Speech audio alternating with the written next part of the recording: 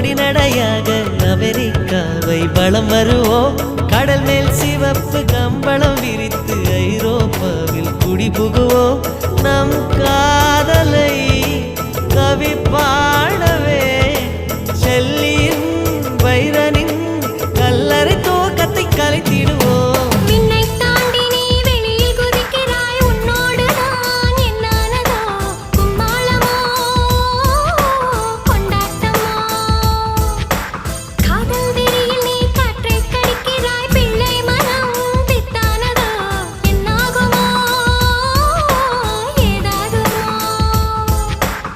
வாடை காற்றுக்கு வயசாச்சு, வாழும் பூமிக்கு வயசாச்சு.